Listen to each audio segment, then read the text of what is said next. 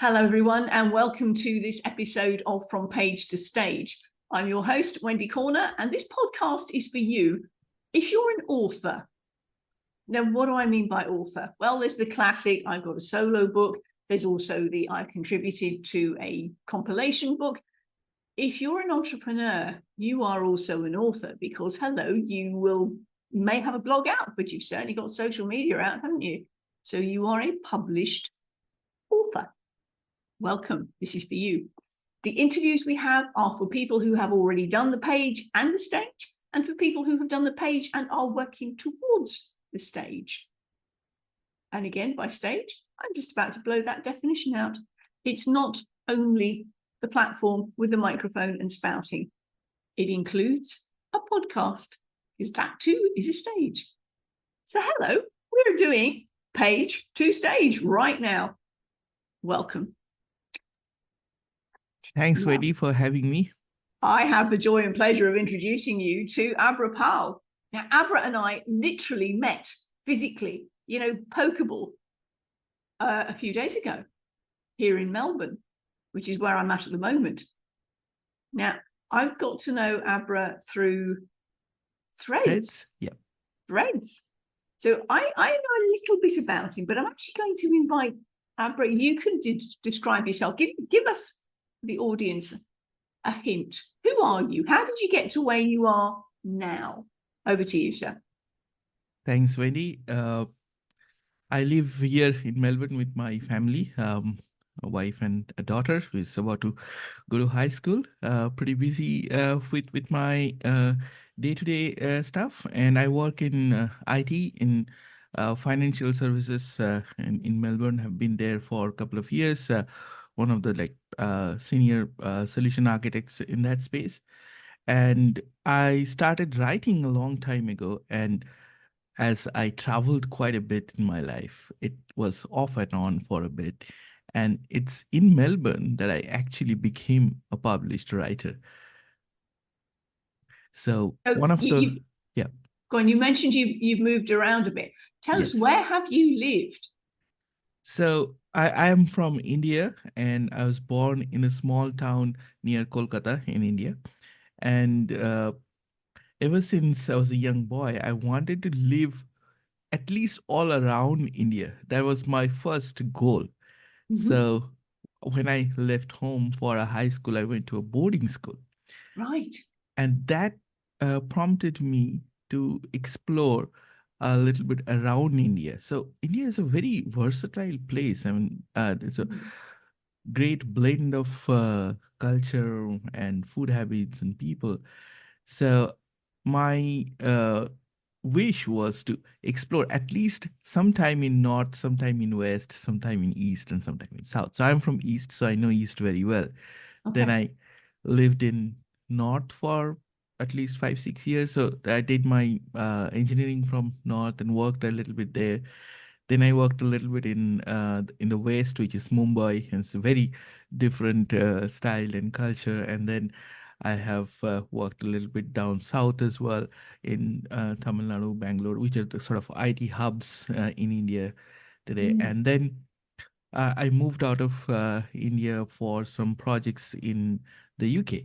So luck would have me, it required me to travel all around the UK. So for when I first went to UK, it was like one country, but when I actually went there, I realized that there are so many differences within the UK. So I lived in Northern Ireland for a bit, then Wales for a bit, and in London for some time, around London for some time, and I have a very good idea about England's telecommunication and network. That's where I worked. And then that experience led me to Australia. So there was some similar work going on, but let me tell you, that wasn't that much of a success. So in UK, it was a phenomenal success what we did, but it's not so much in Australia. So I'm going to ask you then, you said that Melbourne was when you started to become a published writer. Yes. When did you start writing? Was it something you did as a child? I started writing when I was in high school, like school magazines and things like that. And then when I was doing my engineering, then also I used to write a little bit here and there, and I did some trainee sort of job in the uni as in one of the newspapers, and then the writing kind of was off and on, like wasn't very serious. And then uh, from and then in India there was a lot of web magazines that started popping, and which kind of got my interest because I am a person from tech. So I used to feel that you're printing a book, it just reaches only a handful of people. But if you're writing in online media, then you probably get a better reach. And and then I was and a lot of these writings were in my mother tongue, which is Bengali. Okay. Yeah. And interestingly, I came across poetry group. The group is still there, but I am not an active participant anymore. It's called Diverse Poets. So it used to give like writing prompts, and it allowed people to publish it in their blog and then link it to their site, and then they could read each other's work and Mhm. critique and such things. And this is the time I was in UK, and then it was easier for me to work with them because they were based in US, but there were quite a few in that community were from Europe. So we had an overlap of time zones. So I was working on on that platform with a few other writers and poets, and got to know about their contemporary style. And then there was a phase of unlearning and learning to write poetry. So if you see if you speak to anyone who is a bilingual author, so what happens is in one of the languages they are translating their work. So they are initially thinking in one language and then Yeah. translating in another. So that was the case when I started writing in English Mhm. first. And then when I met these wonderful, wonderful poets, I felt that I cannot translate my work. So, which is when that unlearning began, that this is not how I should write. I should write like a poet, and I should not be translating. And if I'm translating, then half of that meaning is gone already. So I started writing as a new writer. Like even after written for years and years and years, I was like take a long step back and then started writing in English, and that poetry was well received, but still it was not a book. So it's just in my blog, and was writing. And then again, then my daughter was born, and of course I didn't have enough time to write and all that. And I Kind of shifted. take up a bit of time, babies, don't they? Yes, they and Hmm. my daughter was very light sleeper, so we didn't get Oh. much sleep. Hmm. So when I came to Melbourne, then I started writing a little bit again, picked it up, and I was just writing, writing, writing. And then there is something called Poetry Writing Month, if you're aware of it. So there is a Poetry Writing Month, which is in April, and then there is a Novel Writing Month, which is in October or November. So what people try to do is they try to write every day. So I knew about this challenge when I was part of the group. And then and I thought that it's impossible to write for every single day for a month. For 30 days, 30 poems, it's impossible feat. You can start, but you can never complete. So with that, I started writing in 2020 that let's try, because the COVID was just kicking in, and then we had one of the worst lockdowns in Melbourne, and I was in a very emotionally vulnerable place because I had just lost my father. So my Oh. father just passed away in towards the end of 2019. So Were you Uh, able to go back and be part of the? yes, I went back and I was able to do the last rites and everything, but I didn't see him alive. It's like when he had a heart attack on Sunday morning. By the time I got to know, he had already passed away, and it took me like 1.5 day by the time I reached India, and it was so sudden. It was like unprepared for that thing, and uh, it's that grief, it stayed with me. I mean, it I guess it still is, but was very Mhm. fresh Yeah. around that time, which is when I started writing in 2020, and I completed a month, one day, a poem. Yep. Oh, well done. Yeah. You And could do it then then. yeah, it is doable. There are so many people joining it, and it's a community feeling. And then because of COVID and all that, commute time to back and from work, that was gone. And then I thought that maybe let's give it a go, and I wrote it. And because it was written during COVID days, I called it Words from Isolation. Nice. Yeah. And then that sat in that Word document for a long time. And because I didn't share it with anyone, it was just there. I'm gonna stop you for a second. Yes. Did you write that in? Did you think and write that in English, or were you Yeah. still thinking in Bengali? Now I wrote directly in English, and Yeah. then it stayed there. And I was thinking, who will publish my book? No one will, probably will. And I don't know any writers, I mean, any publishers. I'm fairly busy in my day-to-day work, so it just stayed there.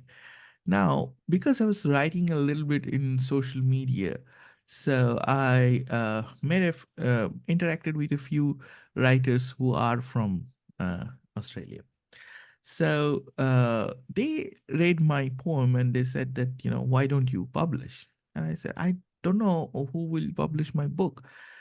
And so they kind of prompted me that, sign up for uh, like the process of Yeah. self-publication and all that. So then I hired a few freelancers who like did the book formatting and did the book cover and everything.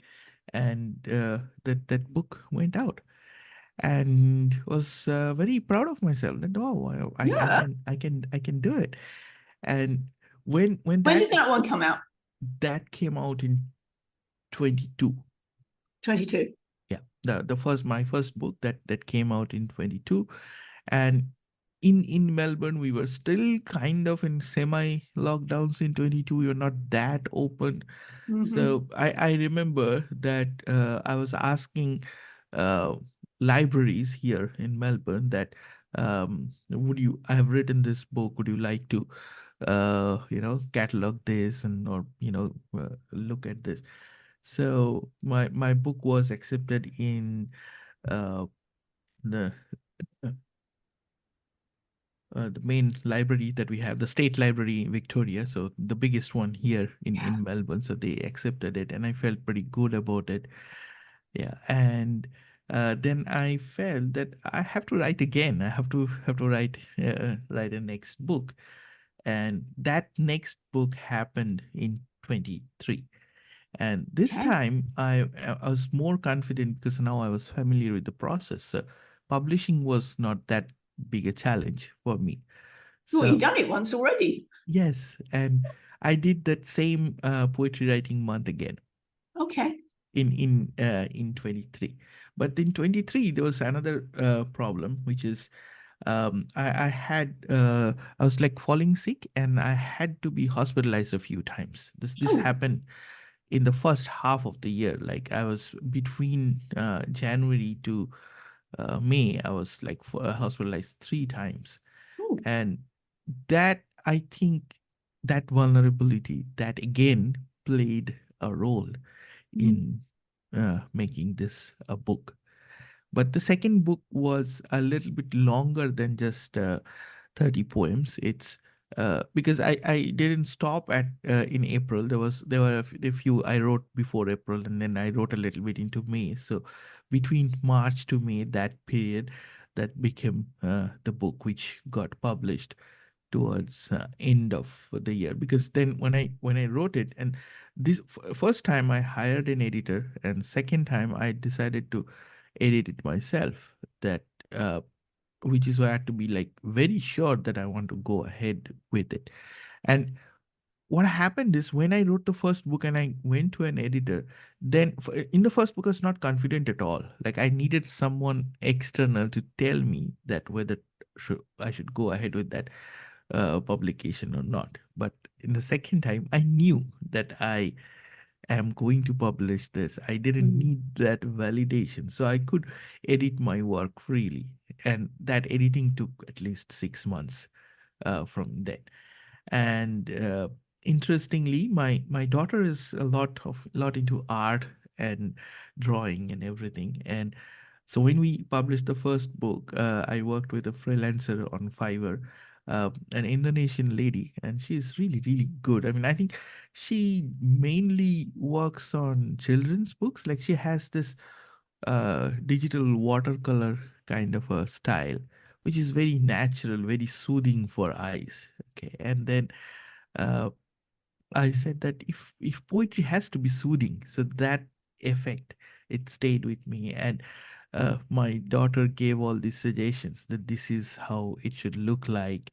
This is and if you see the first two, like the two, both books cover, there is a little girl in that cover. So which kind of uh, that reminds me of my daughter. And in the first one, so she's like creating paper planes and for throwing them on a river. Okay, not actually river, to an ocean, and it just flies on. So that, and then which is saying that you are isolated on an island, but your words are free and they are reaching out to the world. So that was words from Words from isolation. isolation, yeah. And the second one was language of water. And the reason for choosing language of water was, I was writing with the in the blog, the Monastery blog. So Can I in stop that, you for a second? yes, Audience, Monastery is the name you're looking out for when you're looking for Abhra's blog. When you're looking for him on Threads, when you're looking for social media type stuff, Monastery is his blogging name. Yeah. He writes under Abhra Pal, but on the socials, it's Monastery. We'll make sure we make that clear in the show notes. Thanks, Wendy. Carry on, sir.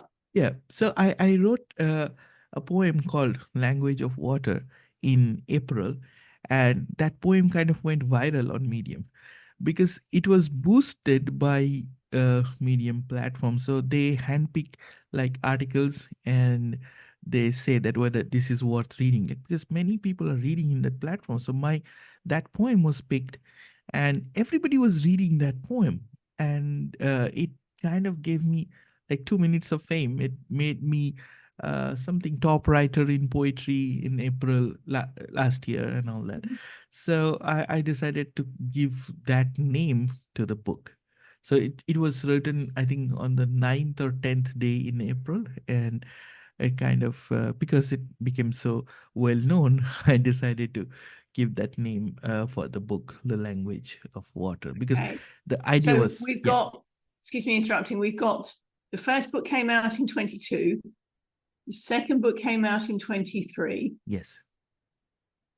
Is there one coming in 24? I have an idea that the next book that I'm thinking about, it has to be hardcover book. Okay. Because I often carry a pocket book in my jacket. Sometimes I feel, right in the train station or if I'm waiting. So I wanted to create a book which would be like pocket book of poetry. I mean, it would not be too long poems. Poems would be really short. And then it has to be on hardcover, so that people do not lose it. It's something they can treasure. So that's the idea. So, nice one. and the next question I'm going to ask you around that, because the last two came out of challenges. Yes. Is this one, are you reserving this for a challenge, or are you going to do it without the need for a challenge? Are you challenging yourself to do it? So this year something very life altering incident has happened to me, and which affects the writing thing very clearly. So because as I was saying you that I had the first book, the story behind that was personal loss and grief, and then last year also there was a significant period of pain and frustration and recovery, all of that. So there was some kind of pain behind writing. Mhm. And then I was uh, I was writing this year as well, and this year incidentally I started my podcast as well. So I met some really amazing guests on that show, and one of the guests, I have to mention her because she has said a couple of things is that has like uh, to change the course of my thinking. Okay, and her name is Sarah Zick, and she is a retired behaviorist, and we did about 4 episodes together so far, and we are working on a few more ideas in future as well. So this whole fail with me segment in my podcast that came after talking to her. Mm. And then uh, for the longest time I used to think that my writing is inspired by pain. Okay, and with Sarah in that podcast, I started talking about understanding pain and failure and emotional intelligence. And then I realized that there is no need for me to carry the pain around. So, with the belief that I was writing, that I'm writing from the pain, and then I realized that the pain is there as long as I feel it or hold on to it. If I let it go, I am much free and much more comfortable as a writer. This happened in April this year. Okay. So I was again starting this challenge this year, and Mm. I had written like 5, 6 poems. And then this light bulb moment happened to me. And I decided, no, I'm not going to write from pain. I'm not going to force myself into writing. I'm going to enjoy my writing. And if when it comes, it comes, and I will give it a shape. And this is the aspiration that I'll create something called Pocket Book of Poetry, which should be short. Yeah, it would be easy to carry, but it would be hardbound as well, so that it's a very treasured collection. So you read short poems for inspiration. So that's the idea. That would And it be will be my a lovely alternative to sitting looking at a screen when you're commuting. yes, Because yes. everybody looks at screens these days, don't they? Everybody looks at the screens. It Such a is shame. Such a shame. Well, yes, Abra, thank you very much for sharing with us your literary journey. I'm going to ask you, because this is from page to stage, what experience have you had speaking about, or speaking generally, but particularly about your work? yes. So as I was telling you that I by profession I work in the software engineering industry, and then uh, in last year only I started getting speaker invites. So I was going to conferences and speaking in Melbourne about my experience and things like Mm-hmm. that. So that is how it started. It was about my profession and everything. And then I had this aspiration of reading my own poetry and maybe creating a podcast someday. But I Mm. was not very confident whether I'm doing it right or not. And then I was just putting this little bit of short poems in social media. And what some of my friends said that, like, I usually record it at night and posted it, and people would see it on their way in their morning commute. And then they said it is such a soothing and refreshing and inspiring voice. You should work on it, and you should start a podcast. And then I thought of starting the podcast, and I did. And now gradually so many people want to be on the podcast, and then they talk about it. It's taking me to a higher plane, I would believe. And I'm Beautiful. creating a network of writers, especially from Australia, so that they can come talk about their book, talk about their upcoming project. And uh, there is a serious shortage of literary podcasts based on in Australia. It's like there, you can see a lot of comedy, a lot of politics, a lot of crime, and all that. Mm. But for books and literature, and in that space, uh, I only know one podcaster who is based out of Australia, and promotes other writers, but she does only a handful episodes per year. Like she told me her name is Kai Garvey, and she said that her husband does all the editing and the IT stuff for her, and she said that I am limited by the time my husband gives, and she can work only on certain episodes, like maybe uh once or twice in a month. And Mm. she's a really amazing and inspiring person. She writes, and she goes to schools to create all this interest in children about books and things like that. And then I met a few other writers in here in Melbourne and around, so who wanted to put their voice, like talk about their project. And that has triggered sort of a chain reaction. Now more and more writers are looking forward to, and uh, coming and joining and speaking here in my podcast, which is called Stories and Stanza. Stories and stanzas. Yeah. Lovely. So your interview, are you aiming to speak specifically to the Australian literary community?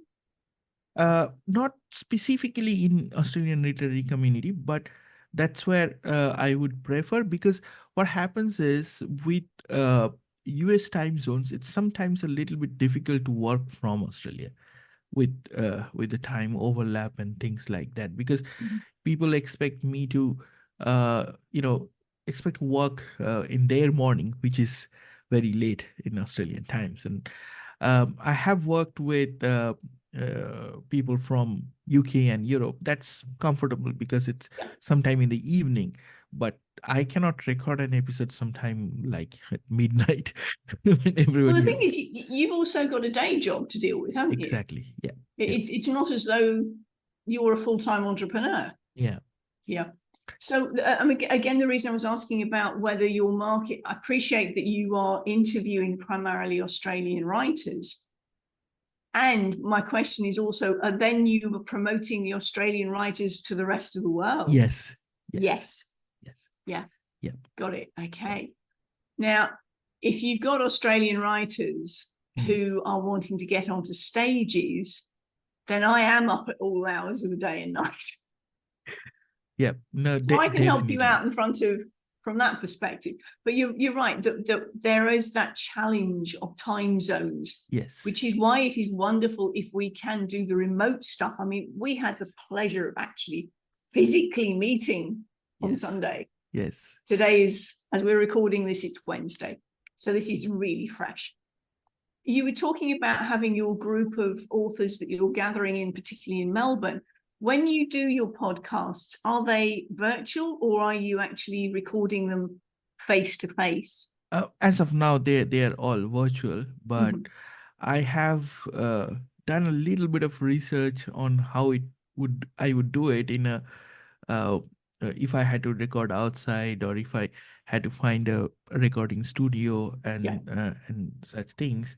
So my podcast is relatively new. I've just started this year, and what I noticed is that I was initially trying, sometimes I was publishing 2 episodes a week, but that was like a lot of time consuming work. So now I have decided to release only 1 episode per week. I may record more, but I'll create a pipeline and ease things out. I'm not going to fall into the burnout thing. So this is again relates back to the thing that I said, like I'm not going to write from pain. I'm just going to enjoy my writing. I'm going to enjoy my podcasting. As it comes. In terms of when you put your podcasts out, are they a consistent time each week?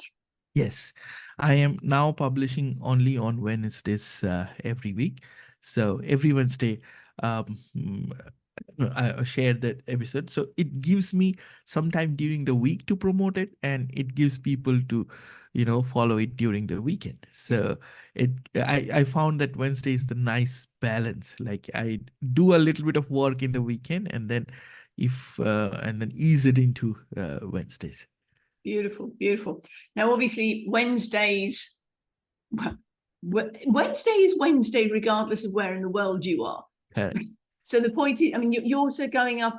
Yours are primarily audio, aren't they? Although you were Yes. telling me at the weekend that you're thinking Yes. about doing video versions as well. I'm definitely thinking about transitioning to video, because what I noticed in audio podcast, even though they're great, and the podcast is primarily audio, but sometimes it becomes a tad bit difficult to edit based on where the guest is speaking from. So sometimes the audio quality is really poor because it essentially happens through a phone. So that relate that, and then sometimes one can talk over the other because there is no visual input there.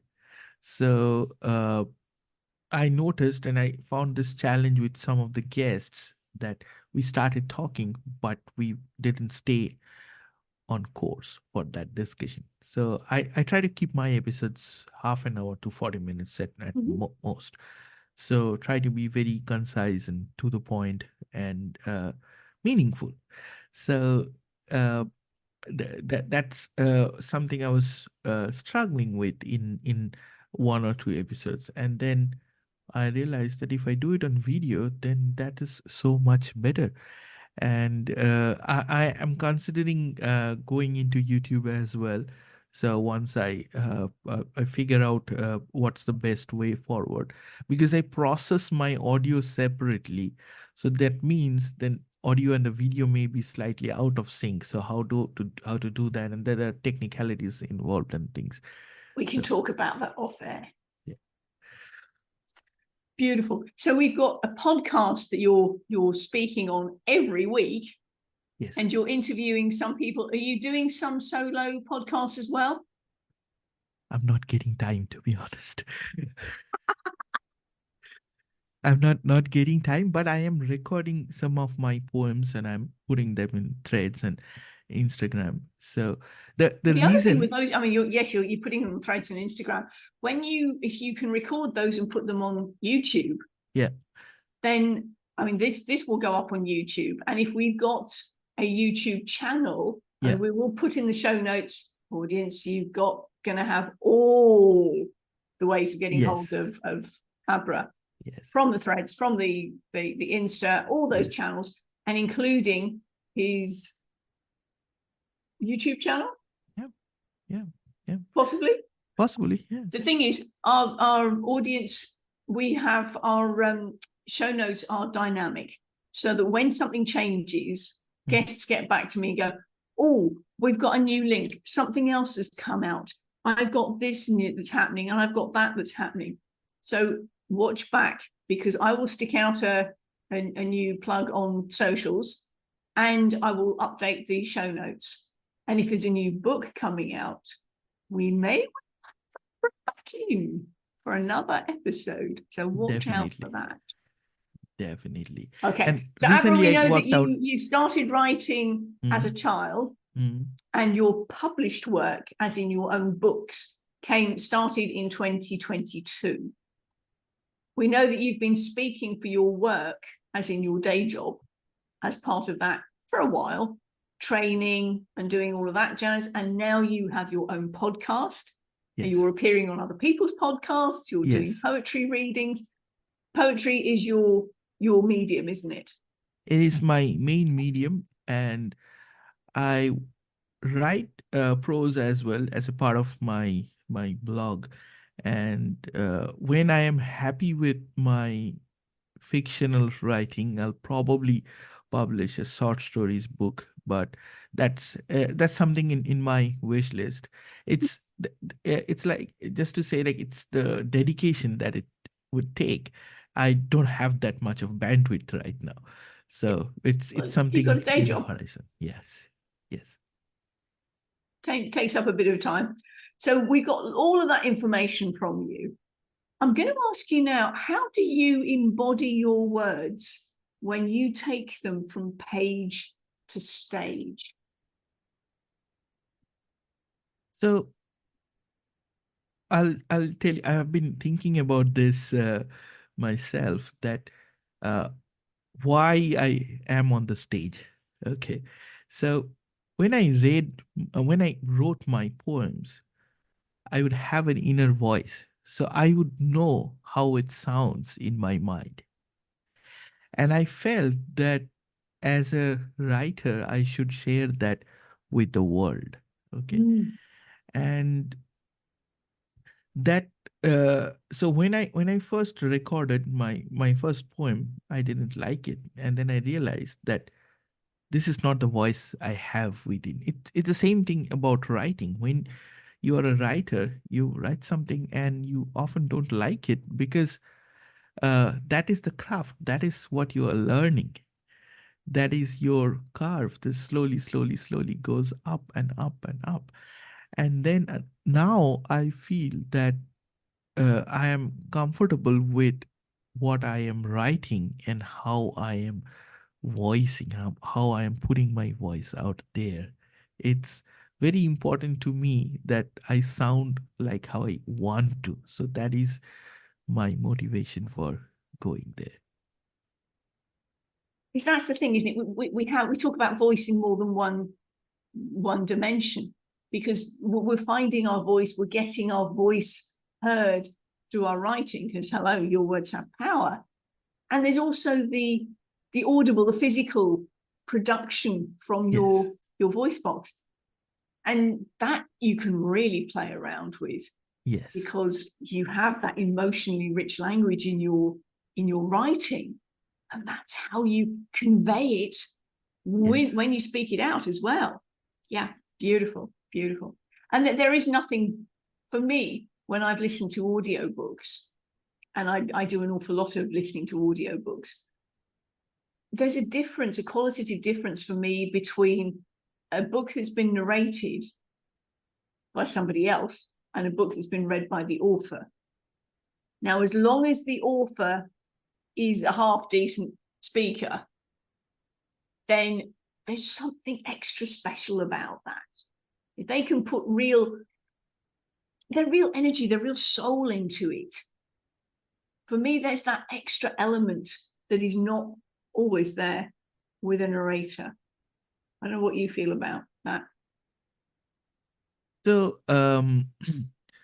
I listen to a fair bit of audio as well, and then uh, I think that, I mean, I really admire people who are voiceover artists and who give their voice to somebody else's words. It's a higher dimension. Like it makes it so much better. And then I like history as is one of my personal favorites.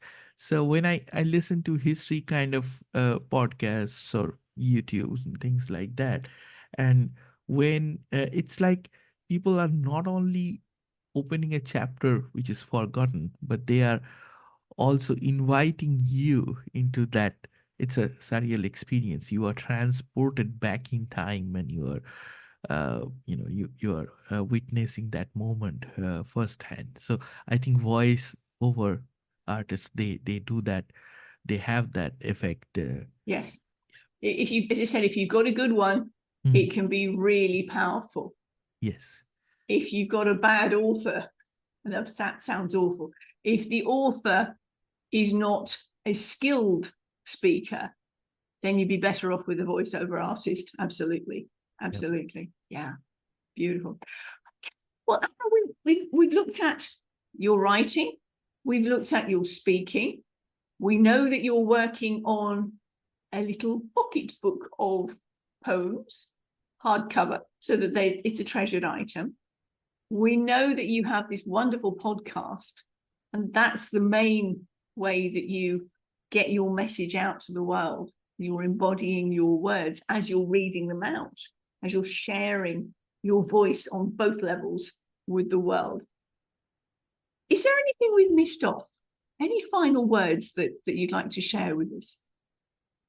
No, I think we talked about everything. So I will share the links with you. So I have my blog, which is on Medium, and I have sent you my author page on Amazon. So if the new book comes in, it'll be part of the same link, and I'll send you the podcast link. So which is stories All on and the show stories. notes. Yes. All on the show notes.